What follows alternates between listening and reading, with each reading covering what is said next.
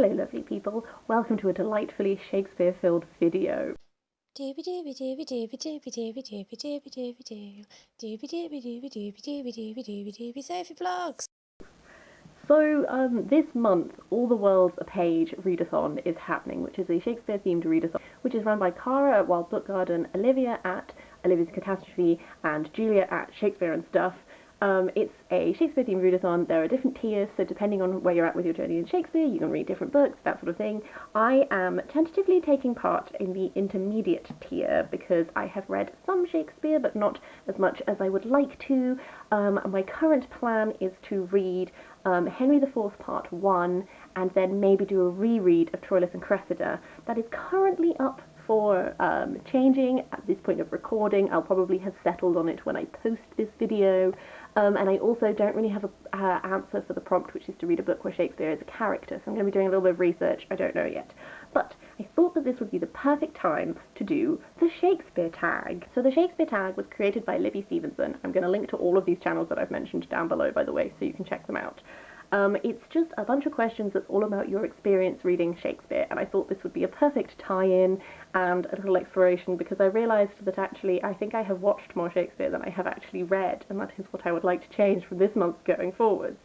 So, the first question is, what was your first exposure to Shakespeare? My actual first exposure, oops, that's my Shakespeare collection falling over, do not judge me. So it was actually watching the animated version of Terry Pratchett's Weird Sisters. I knew that it was riffing off of Macbeth, even though at the time I had not read Macbeth. So I had a backwards journey with that. But if you're talking about the actual first Shakespeare that I actually read, that was Much Ado About Nothing, which I read because I studied it at school. And I think that's probably the answer a lot of people give is studying Shakespeare at school, potentially. The second question is, which Shakespeare plays have you read? This does also include poems, but I don't remember which poems specifically I've read because I've studied various ones across time, so I'm just going to talk about plays.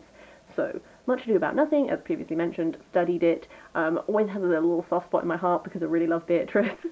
Macbeth is another one that I studied. I actually had to do a performance piece in my English Lit class, which was Macbeth and Lady Macbeth go to see a psychiatrist for couples counselling, and I played the psychiatrist, and I'm not good at performing. It is never something I've been particularly good at, but I actually did really well on it because, being a psychiatrist in that situation involves very little acting, just, genuine concern. Other ones that I have studied is I studied A Winter's Tale at university. During my first year, we looked at genre and the way that it plays with tragedy and comedy and the concept of tragicomedy.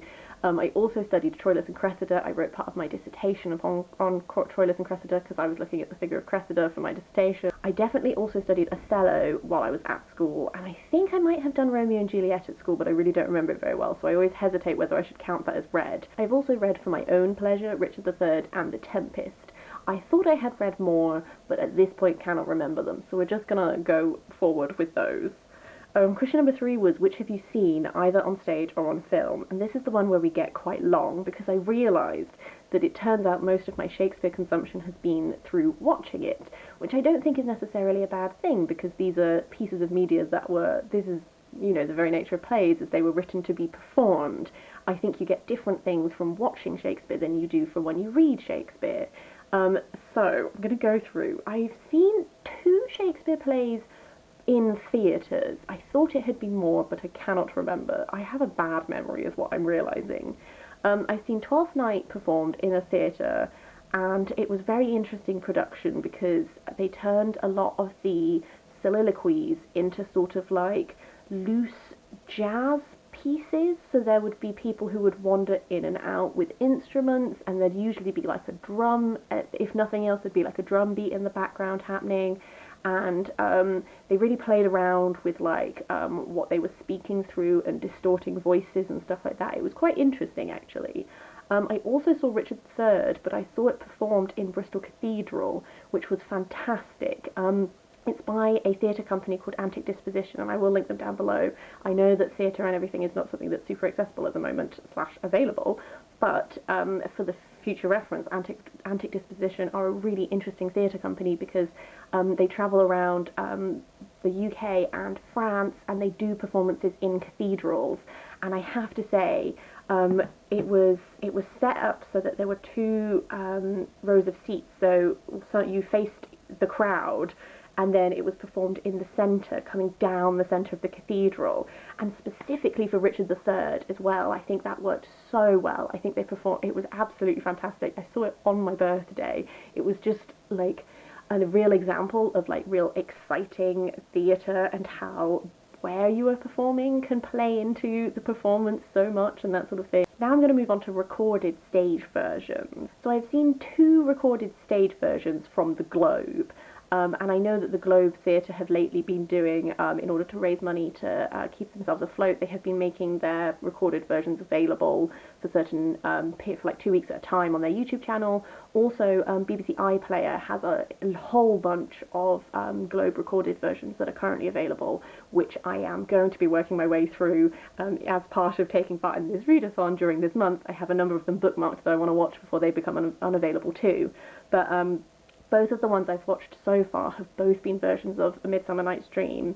My favourite one is the Emma Rice production, which, because the conflict between Titania and Oberon is about someone that they call an Indian boy, they've set the play in India, and they've also, my favourite thing about it, which is why I call this my favourite production of it, is that they changed Helena to Helenus. And I think it has there was a really interesting discussion in the halftime, that's not what you call it, the intermission, but there was a really interesting discussion by Emma Rice in the intermission with how when you change Helena to Helenus and you change the gender of that character, you can explore some real topics about why those two characters, because there's something really awkward about how, like, this guy has been really mean to Helena for the whole time, and then suddenly at the end he's like, actually I want to be with you now, and it's a bit like Dodge.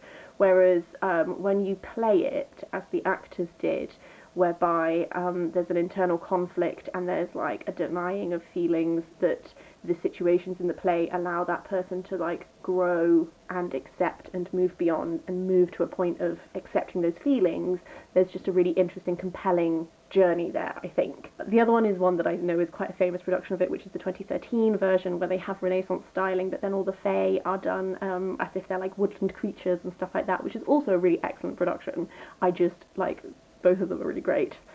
Onto screen performances. I wrote down as many as I could remember, but I think I might have also forgotten some.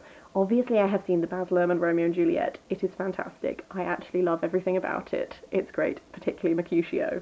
Also in Macbeth, there's a 2010 version where Patrick Stewart is Macbeth, and it's filmed in the London Underground tunnels, which I also did a zombie experience in, and that's a whole topic for another time, but those tunnels are very creepy.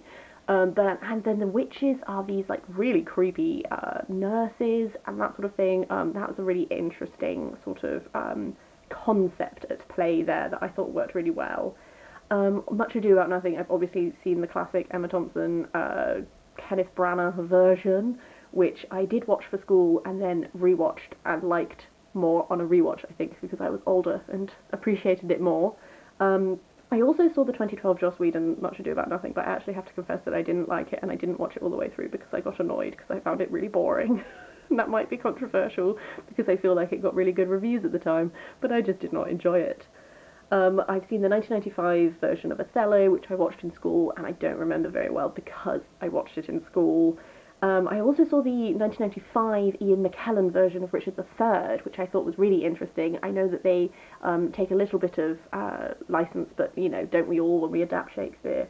But they very much set it within, like, a 1930s context with, like, the rise of fascism, and they very much, like, the imagery surrounding Richard's regime and stuff is very mimicking, like, Nazi imagery and stuff like that, very deliberately so. I think that's an example of using references that an audience will understand in order to like help impart understanding of, like, if not the real history of Richard III, then the agenda that Shakespeare was pushing. Others include the Kenneth Branagh Henry V, the Judi Dench version of Macbeth, the 2015 version of Macbeth with Marion Cotillard, and Merchant of Venice, the 2004 version, and then finally Titus, the 1999 version with Anthony Hopkins, which is a very brutal play, but I have to say I really enjoyed Jessica Lange's performance, I really enjoyed Alan Cumming's performance.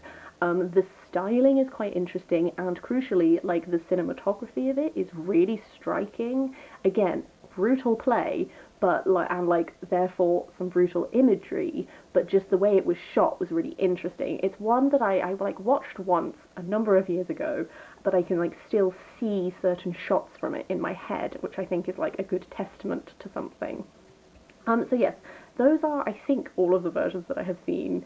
I would love to hear from you what your favourite adaptation is if I haven't mentioned it already, because I am always looking for more to watch.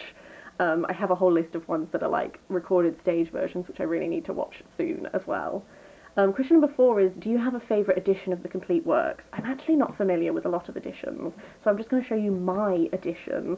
This is my complete works. Well, technically this is my partner's complete works, but it lives on my bookshelf, which means that it is now mine. I just think it has a lovely spine. But yes, it's a bit of a beast, as you would expect. It's the Royal Shakespeare Company's version. But yes.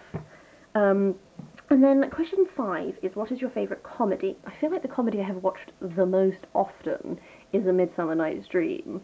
I don't know if that means it's my favourite or if it's just one that I have just apparently watched a lot of. I do also really like Much Ado About Nothing, but I would want to do a rewatch before I committed to an answer.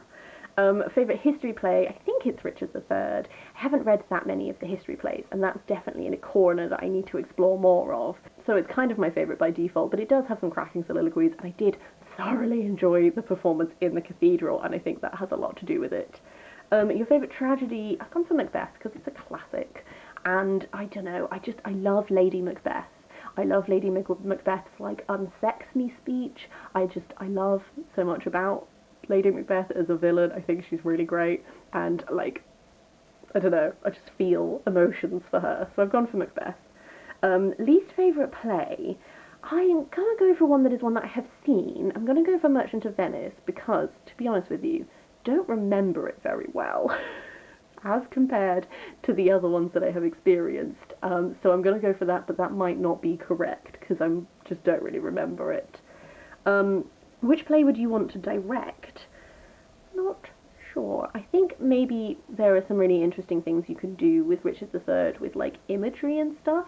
That said, I also think that there are some interesting imagery and portrayals you can do with Midsummer Night's Dream, with the Fae and stuff like that. So maybe that one, but also I'm like, can I get any? I'm not a director, so. Finally, the last question is, which lesser-known play do you think deserves more attention, or which lesser-known play are you most excited about? I've gone for Troilus and Cressida. This is the one that I would like to reread as part of All the World's a Page, because I read Troilus and Cressida for my dissertation, and my dissertation, as I have mentioned before, I traced the figure of Briseis through literary canon, looking at how Briseis and Chryseis became this character called Cressida.